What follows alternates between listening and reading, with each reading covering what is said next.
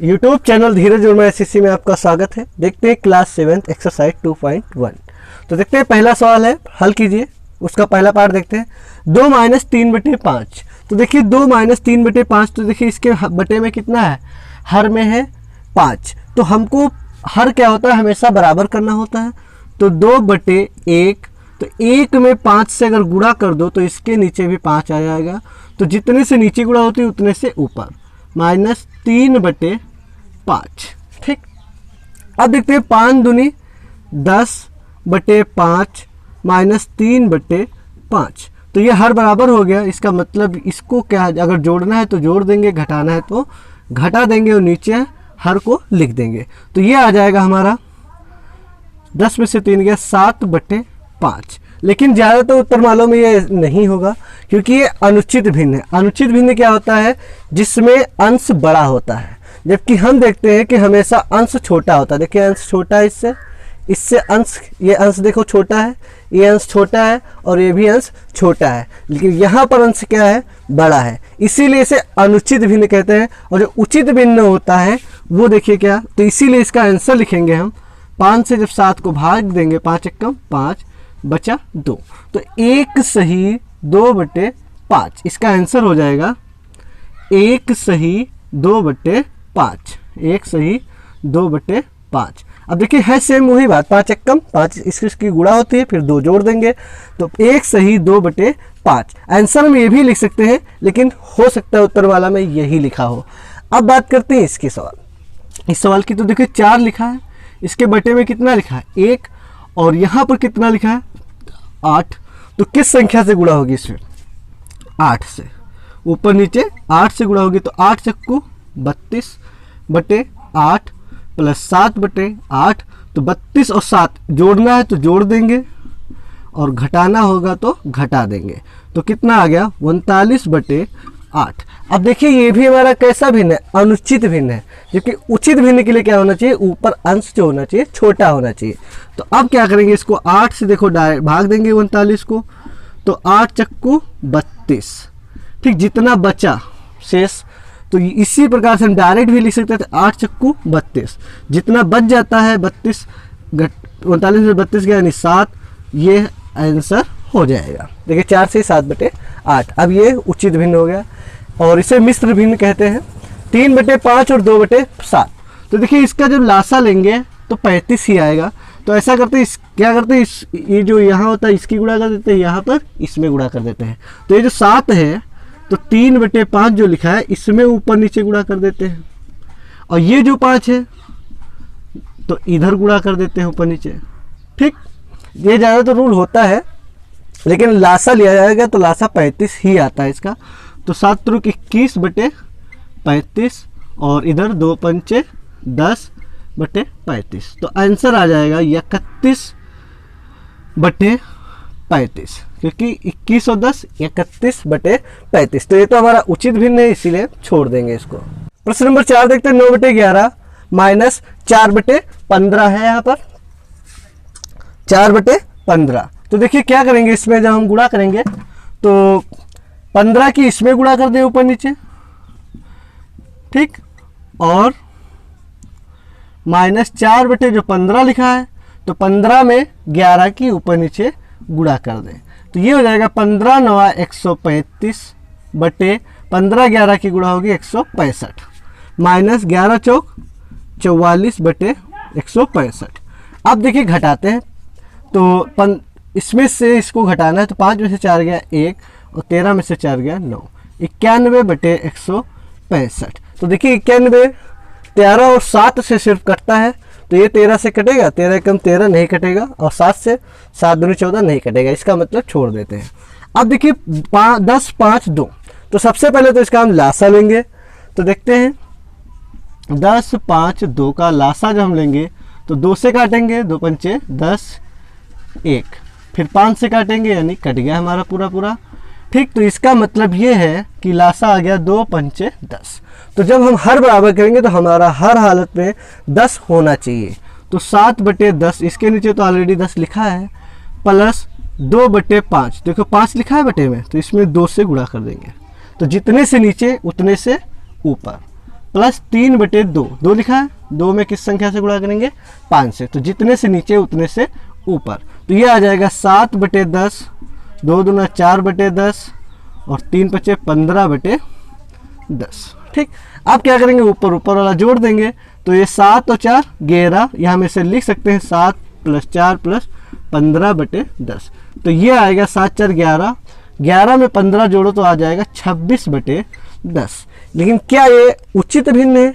नहीं, उचित भिन्न के लिए ऊपर क्या होना चाहिए, छोटा होना चाहिए। तो क्या करेंगे, पहले तो इसको काट देते हैं 2 से, तो ये आ जाएगा 13/5, अभी भी उचित नहीं है। अब क्या करेंगे, भाग करेंगे, 5 दूना 10, जितना बचे शेष, कितना बचेगा 3 बटे जिससे भाग दें। ठीक, यानी 5 को जब 13 से भाग देंगे, 13 को 5 से भाग, 5 दूनी 10, ये जो 3 बचा, ये 3 कहाँ जाएगा, यहाँ, और जिससे भाग देंगे वो कहाँ होगा, यहाँ पर। तो ये हमारा आंसर हो जाएगा। प्रश्न नंबर 5वां पॉइंट, 6ठा पॉइंट देखते हैं। 2 सही 2/3, तो देखिए इसको क्या करेंगे, 3 दूना 6 और 6 और 2 8, 3 दूनी 6 और 2 8/3 प्लस 2 3 6, 6 7, 7/2। अब इसका हलासा 6 आएगा, तो इसकी इसमें गुणा कर दें, इसकी इसमें गुणा कर दें, तो 8/3 में 2 से गुणा हो जाएगी और 7/2 में 3 से ऊपर नीचे गुणा हो जाएगी। तो ये आ जाएगा 8 दूनी 16 प्लस 7 त्रुक 21 और बटे में कितना 6। ठीक, तो ये आ जाएगा 16 और 21 कितना आ जाएगा 37/6। लेकिन इस रूप में तो लिखोगे नहीं क्योंकि ये अनुचित भिन्न माना जाएगा। तो इसको जब 6 से भाग देंगे, 6 छाक 36, जितना बचेगा वो कहाँ होगा, ऊपर, और जिससे भाग दिया था वो कहाँ होगा, नीचे। देखिए 6 से जब हम 37 को भाग देते हैं, 6 छाक 36, तो कैसे लिखते हैं, 6 सही, यानी ये वाला जो बचता है उसको ऊपर और जिससे भाग देते हैं वो नीचे। ये हमारा आंसर हो जाएगा। क्योंकि उचित भिन्न में हमेशा आप देखेंगे अंश छोटा है, देखिए अंश छोटा है, इसमें देखिए अंश छोटा है। ठीक, अब बात करते हैं इस सवाल की। ठीक, तो 8 दूनी 2 8 16 और 1 17/2 माइनस 8 त्रुक 24 और 5 29/5। ठीक, 29/8, 29/8। अब देखिए यहाँ पर 8 लिखा है, 2 और 8 का लासा लेंगे 8 ही आएगा, यानी इसमें अगर हम 4 से गुणा कर दें तो क्या बराबर हो जाएगा। तो जितने से नीचे गुणा किया उतने से ऊपर, 17 चक्कू 68/8 माइनस 29/8। तो देखिए 18 में से 9 गया 9, यहाँ पर बचा 5, 5 में से 2 गया 3, 8। अब 8/39/8, इसका मतलब ये क्या अनुचित है। तो 8 चक्कू 32, कितना बचा 7, तो जितना बचेगा वो कहाँ, ऊपर, और जिससे भाग दिया था वो नीचे। ये हमारा आंसर हो जाएगा। प्रश्न नंबर 2 कह रहा है निम्नलिखित को अवरोही क्रम में लिखिए। तो देखिए अवरोही क्रम में कहे या अवरोही क्रम में कहे, अगर ऐसे सवाल मिल जाए यानी बटे के रूप में, तो सबसे पहले लाइफ में ध्यान रखना कि सबसे पहले जो अंश होता है यानी हर जो ये नीचे वाले होते हैं हर, हमेशा हर को बराबर कर लेना। बस उसके बाद आप अपने आप जान जाएंगे कि कौन बड़ा है और कौन छोटा है। तो सबसे पहले पहला सवाल देखते हैं। तो 9 3 21, 9 3 21, इसका हर बार यानी अंश पहले देखिए, मतलब देखते हैं लासा कितना आएगा। सबसे पहले लासा लिया करो।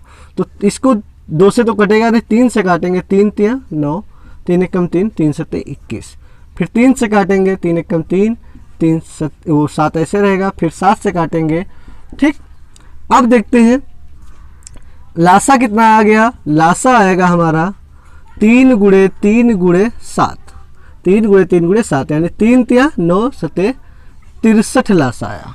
तो जब 63 लासा आया तो ये जो हर है, तो हर में हमको हर हालत में 63 ही लाना है। तो देखिए 2/9 लिखा है, तो 9 में किस संख्या से गुणा करेंगे, 7 से, तभी 63 हो जाएगा। तो ये 7 से ऊपर नीचे सेम संख्या से। 2/3 लिखा है, अब 3 में किस संख्या से गुणा करेंगे, तो वो है 21, 21 3 63 होता है। तो जिस संख्या से नीचे उसी संख्या से ऊपर। फिर अगला है 8/21, तो 21 में 21 3 63। अब देखते हैं 7 दूनी 14/63, अब 21 दूना 42/63 और 8 त्रुक 24/63। ठीक, अब जब हर बराबर हो जाए वही जगह से हमको आंसर मिल जाता है। अब संख्या ऊपर वाली पर ध्यान देते हैं, जो बड़ी है वो बड़ी है, जो छोटी है वो छोटी है। तो सबसे बड़ी संख्या कौन है? ये वाली, उससे छोटी ये वाली, और उससे छोटी ये वाली। यानी पहले नंबर पर ये है और उससे दूसरे नंबर पर ये है और तीसरे नंबर पर ये है। क्योंकि हमको क्या करना है, घटते क्रम में लिखना है, अवरोही। और अगर बढ़ते क्रम में लिखना होता है, यानी सबसे पहले छोटी, फिर उससे बड़ी, फिर उससे बड़ी, तो अवरोही क्रम में लिखना था। तो अब ये नहीं लिखेंगे 42/63, क्योंकि ये तो हमने जो भी किया हमको पता करने के लिए इसमें कौन बड़ी है कौन छोटी है। लेकिन हम जो आंसर लिखेंगे तो यहाँ पर लिखेंगे अवरोही क्रम में। तो अवरोही क्रम में जब लिखेंगे तो सबसे बड़ी बताओ कौन है? 42/63। और 42/63 किसका रिजल्ट है? ये 2/3 का। तो सबसे बड़ी संख्या है 2/3। फिर उससे छोटी थोड़ा 24/63 है। तो 24/63 किसका रिजल्ट है? 8/21 का। ठीक, और फिर एट लास्ट 14/63, ये किसका रिजल्ट है? 2/9 का। ये हमारा आंसर हो जाएगा। कि उत्तरमाला में आप ये नहीं पाएंगे, हम उत्तरमाला में यही होगा। अब सेम इसी प्रकार से इसको लगाते हैं। तो सबसे पहले क्या किया जाता है, ये जो हर बराबर किया जाता है, हर बराबर करने के लिए लासा ले आता है। तो 5, 7 और 10 का जब हम लासा लेंगे तो सबसे पहले 2 से काटेंगे तो ये आ गया 5। फिर 5 से काटेंगे, 3 से कटेगा नहीं, 1, 7, 1। फिर 7 से काटेंगे। ठीक, तो लासा आ गया हमारा 2 × 5 × 7, कितना आएगा? 2 पंचे 10 7 70। ठीक, तो हमको 70 लाना है सबके बटे में। तो 1/5 लिखा है, तो 5 में किस संख्या से गुणा होगी? 14 से। 14 पंचे 70। फिर अगला कॉमा है 3/7। 7 में किस संख्या से गुणा करोगे? 10 से। ठीक, फिर कॉमा 7/10। अब 10 लिखा है, 10 में किस संख्या से गुणा करोगे? 7। 10 7 70। अब बात करते हैं 14 एकम 14/70। 3 धाम 30/70। 7 7 49/70। अब देखते हैं ये चीज बताओ, सबसे बड़ी संख्या ये वाली, उससे छोटी ये वाली, और उससे छोटी ये वाली। और हमको अवरोही क्रम में लिखना है, यानी सबसे बड़ी संख्या लिखना है। सबसे बड़ी संख्या ये है, लेकिन ये किसकी है? ये इस संख्या की है। तो यहाँ पर लिखेंगे अवरोही क्रम में। तो अवरोही क्रम होगा 49/10, यानी कितना किसका है? 7/10 का। फिर दूसरे नंबर पर 30/70, यानी 3/7। 3/7। फिर एट लास्ट 1/5। इस प्रकार से आप हल कर लेंगे। नंबर 3 कह रहा है, एक जादुई वर्ग में प्रत्येक पंक्ति, प्रत्येक स्तंभ में प्रत्येक विकर्ण की संख्याओं का योग समान होता है।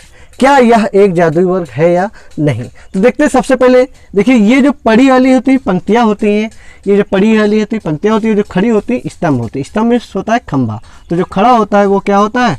स्तंभ होता है। तो देखते हैं, सबसे पहले ये पंक्ति लेते हैं।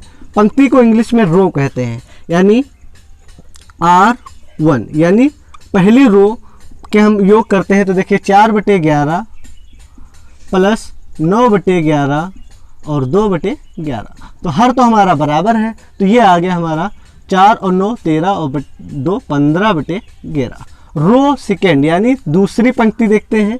तो 3/11 और 5/11 और 7/11। तो 5 3 8 7 15/11। फिर देखते हैं तीसरी पंक्ति, यानी रो तीसरी। ठीक, यानी 8/11 1/11 और 6/11। हर तो बराबर है, 8 1 9 9 6 15/11। तो यानी ये जो पंक्तियों का योग आया वो तो सेम आया। अब बात करते हैं स्तंभ की। स्तंभ को कहते हैं कॉलम।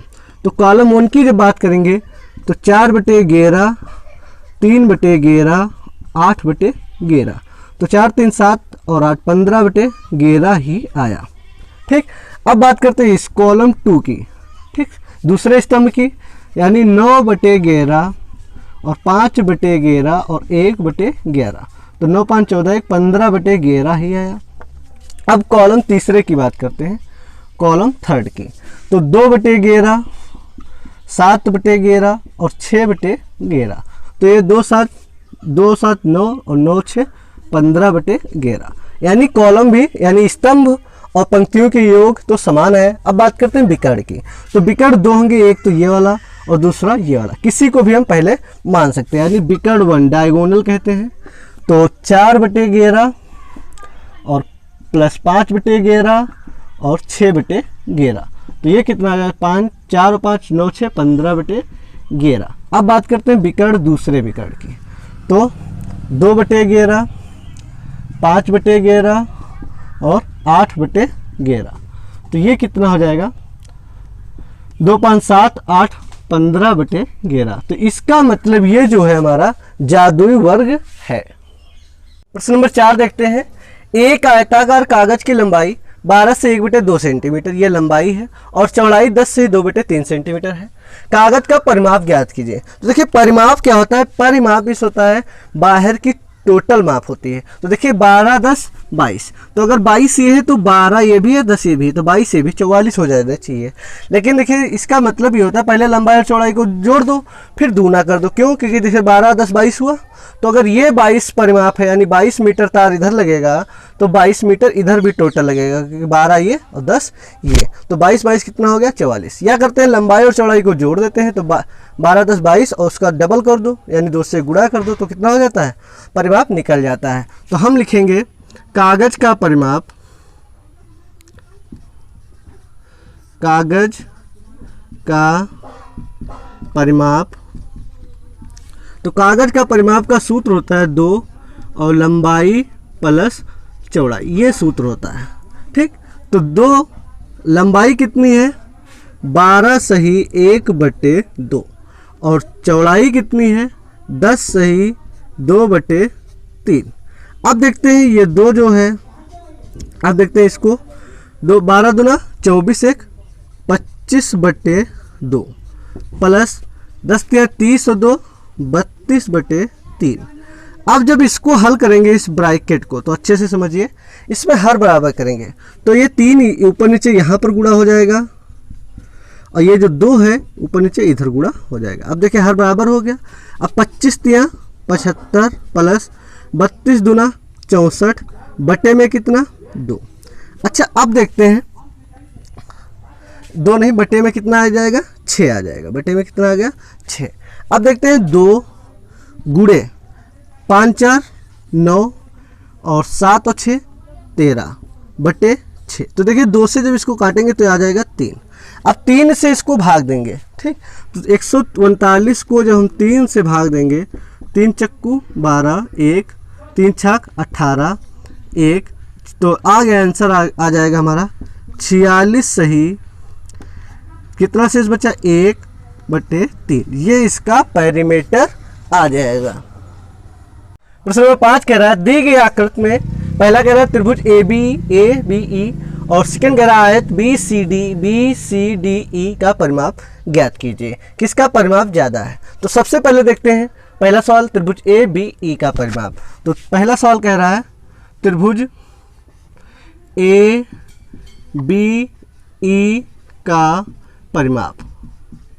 तो त्रिभुज का जो परिमाप होता है तो इसकी मतलब होता है तीनों भुजाओं की माप लिख दो। तो त्रिभुज की परिमाप हो जाएगा 5/2 प्लस 2 सही 3/4 प्लस 3 सही 3/5। ठीक, अब क्या करेंगे इसको देखिए 5/2 लिखेंगे प्लस 4 दूनी 8 3 11/4 प्लस 5 3 15 3 18/5। ठीक, अब देखिए अच्छे से समझिए 2 4 और 5 का लासा। तो 2 4 5 का लासा आएगा 10। देखिए 2 4 5 का जब हम लासा लेंगे तो सबसे पहले 2 से काटेंगे 1 2 5 फिर 2 से 1 1 5 फिर 5 से 2 2 4 5 20। तो इसका मतलब जो ये हर आएगा वो हमारा 20 आएगा।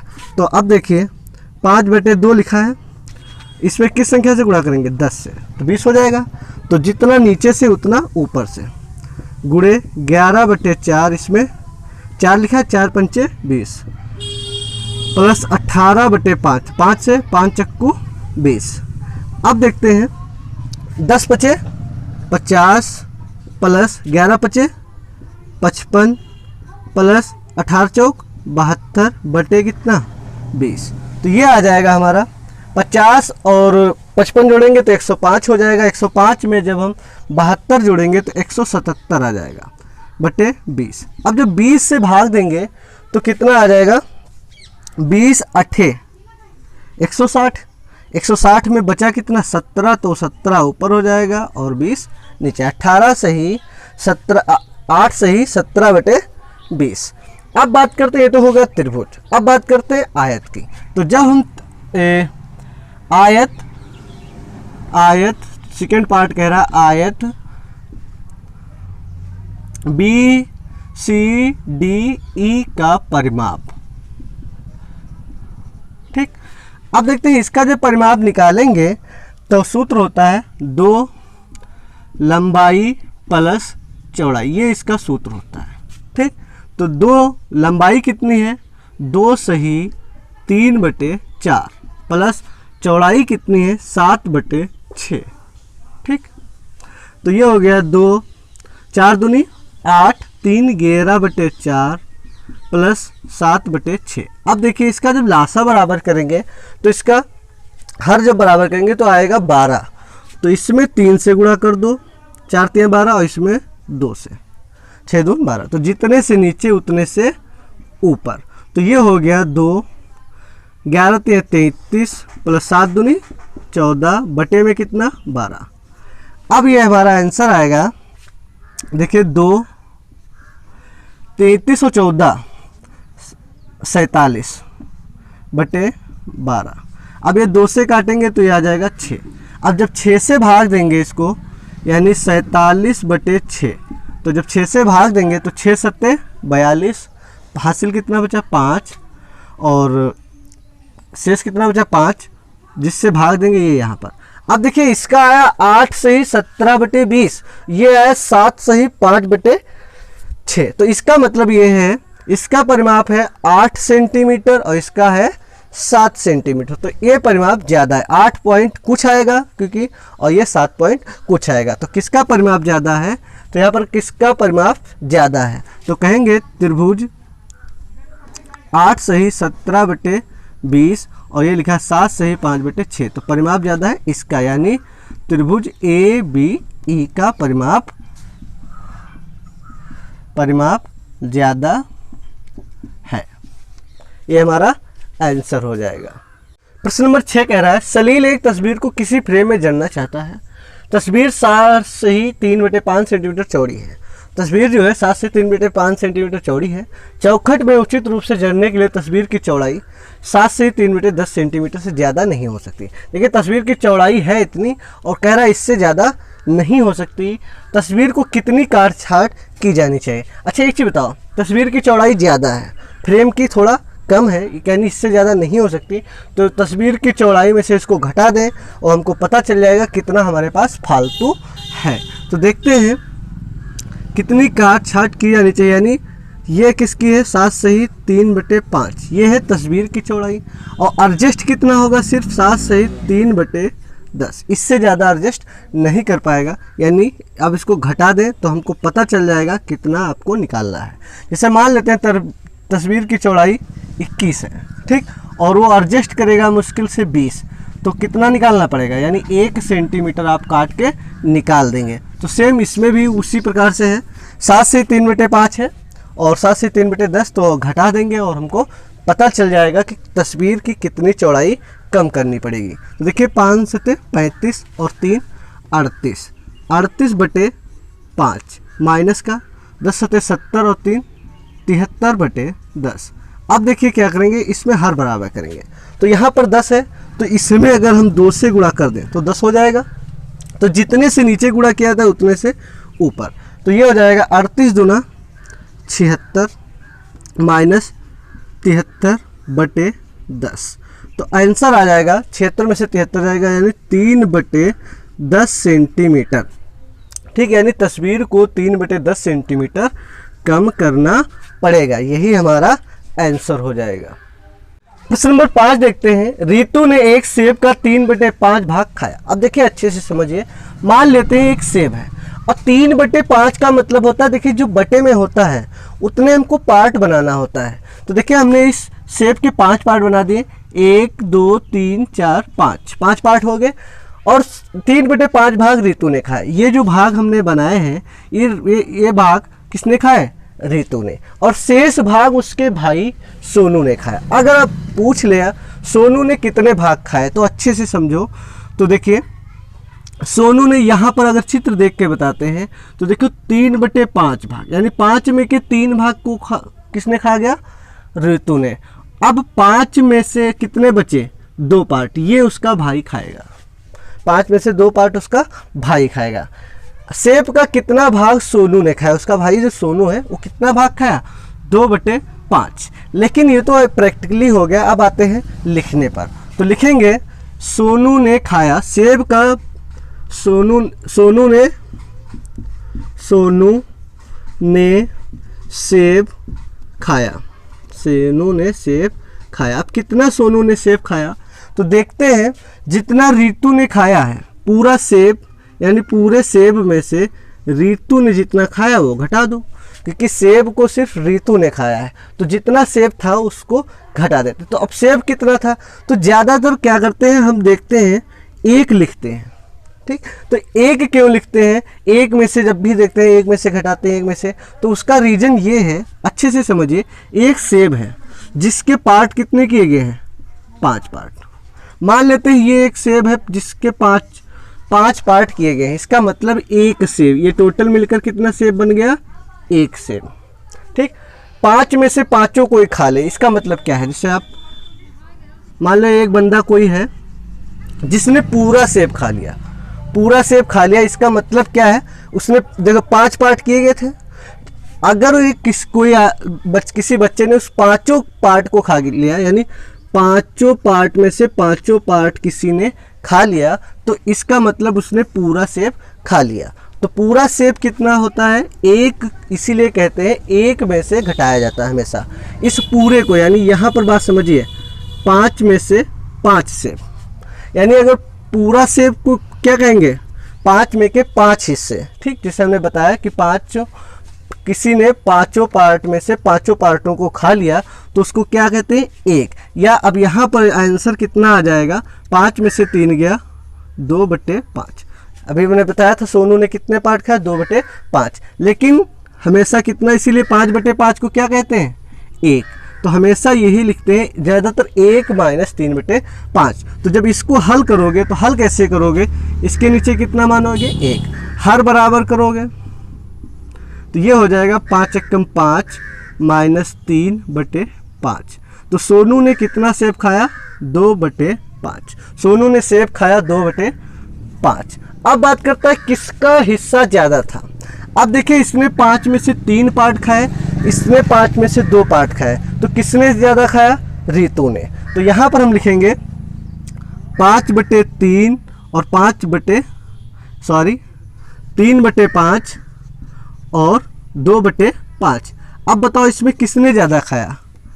3/5। तो यहाँ पर हम लिखेंगे रितु ने ज़्यादा सेब खाया। रितु ने ज़्यादा सेब खाया।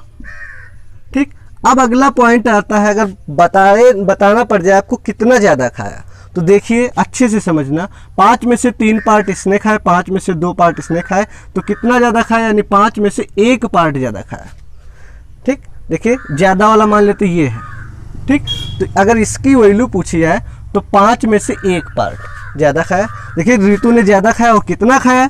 तो देखिए रितु ने खाया कितना? 3/5 और सोनू ने कितना खाया? 2/5। इसको जब घटाएंगे तो 1/5। ठीक, रितु ने ज़्यादा सेब खाया कितना? 1/5। प्रश्न नंबर 8 कह रहा है माइकल ने एक तस्वीर में रंग भरने का कार्य 7/12 घंटे में समाप्त किया। तो माइकल ने तस्वीर में रंग भरने का समय कितना लिया? 7/12 घंटे। ठीक, फिर कह रहा है वैभव ने उसी तस्वीर में रंग भरने का 3/4 घंटे में समाप्त किया। तो वैभव ने कितना समय लिया? 3/4 घंटे। अब अगला सवाल कह रहा है किसने ज़्यादा समय कार्य किया। तो देखिए इसका जब हम हर बराबर नहीं करेंगे तब तक हम नहीं जान पाएंगे। देखिए कारण क्या होता है, जिससे मान लो ये जैसे हम स्कूल में जब पूर्णांक होता है वो कहाँ लिखा होता है? जैसे 00 बटे सन्नाटा, यानी 50 में 00। ठीक, पूर्णांक कहाँ लिखा होता है? नीचे। अगर मान लो किसी ने 20 में 19 नंबर पाए और किसी ने 50 में 49 नंबर पाए, ठीक, तो बताओ, या मैं कहता हूँ यहाँ पर इसने 18 पाए। अब बताओ इसमें से किसके नंबर ज़्यादा है? ठीक, 20 में 18 पाया है और ये 20 में 49 पाया है, या ये 48 मान लो पाया है, ठीक, और ये 19 पाया है। अब बताओ किसके नंबर ज़्यादा है? ठीक, 20 में ये 19 मिला है और इसको 50 में 48, तो इसमें इसको सिर्फ एक नंबर ज़्यादा मिला है और इसको 2 नंबर। लेकिन हमने बताया था ये नीचे वाली संख्या को हर बराबर इसलिए किया जाता है क्योंकि देखो यहाँ पर क्वांटिटी इसकी संख्या कम है। तो देखिए जब हर बराबर करेंगे तब आपको रियल में पता चलेगा कि किसके नंबर ज़्यादा है। देखिए अगर ऊपर नीचे 5 से गुणा करा दे तो कोई फ़र्क तो नहीं पड़ेगा, और इसमें भी ऊपर नीचे 2 से अगर गुणा करा दें तो कोई फ़र्क नहीं पड़ेगा। तो ये हो गया 19 पंचे 95 और ये हो गया 100 और ये हो गया 48 दूना 96 और ये हो गया 100। अब बताओ किसके नंबर ज़्यादा है? 100 में, क्योंकि इस हिसाब से जैसे 20 में 1 कम है, ठीक, तो 40 में 2 कम हो जाएंगे, 60 में 3, 80 में 4 और 100 पर 5, और यहाँ पर 50 पर 2 कम है तो 100 में कितने कम पड़ेंगे? 4। अब बताओ किसके ज़्यादा है? इसके। लेकिन अगर हम पहले देखते कि इसके 1 कम है और इसके 2 कम है, इसका मतलब इसके कम है नहीं, ठीक। अब बात करते हैं मेन पॉइंट पर, यानी अब देखिए इसको देखकर आप नहीं बता सकते, पहले आप इसको हर बराबर करना होगा। तो यहाँ पर भी देखते हैं, ये जो है 7/12 घंटे ले रहे हैं और ये 3/4 घंटे ले रहे हैं। तो आप क्या करेंगे, इसको जब हर बराबर करेंगे तो इसमें ऊपर नीचे किससे 3 से गुणा कर देंगे, क्योंकि समतुल्य जो होते हैं उसमें कोई फर्क नहीं पड़ता। जैसे 1/2 लिखा है, 1/2 का मतलब होता है आधा। अगर हम इसमें 2 से ऊपर नीचे गुणा करा दें तो हो जाएगा 2/4, ये भी आधा ही हो रहा है, 2 को 4 जगह बांट दो, यानी एक ही बात होती है। तो ये कितना हो जाएगा? 9/12 घंटे। अब देखिए यहाँ पर जो वैभव ने समय लिया 3/4 घंटे, तो इसमें जब हम ऊपर नीचे 3 से गुणा करा देंगे तो ये कितना हो जाएगा? 9/12 घंटे। अब अच्छा एक चीज़ सोचो, माइकल ने 12 में 7 घंटे काम, 12 घंटों में यानी पूरे दिन में, आधे पहर की बात करते हैं, 12 में 7 घंटे समय लिया और इन्होंने 9 घंटे समय लिया। तो किसने ज़्यादा समय लिया? पहला सवाल तो हमारा यही था, किसने ज़्यादा समय लिया। तो यहाँ पर देखिए 9/12 और 7/12 में कौन बड़ा है? 9/12। तो इसका मतलब किसने ज़्यादा समय लिया? वैभव ने। तो यहाँ पर हम लिखेंगे वैभव ने ज़्यादा समय लिया। फिर अगला सवाल कह रहा है किसने ज़्यादा समय कार्य किया, यह समय कितना ज़्यादा था। तो ज़्यादा समय जो हम निकालेंगे यानी ज़्यादा समय, तो सबसे पहले तो देखते हैं ज़्यादा समय लिया किसने? वैभव ने 9/12 और माइकल ने कितना लिया? 7/12। इसको जब हम घटाएंगे तो आ जाएगा 2/12। अब इसको जब काट देंगे तो यानी 1/6 घंटे ज़्यादा समय लिया। ये हमारा आंसर हो जाएगा।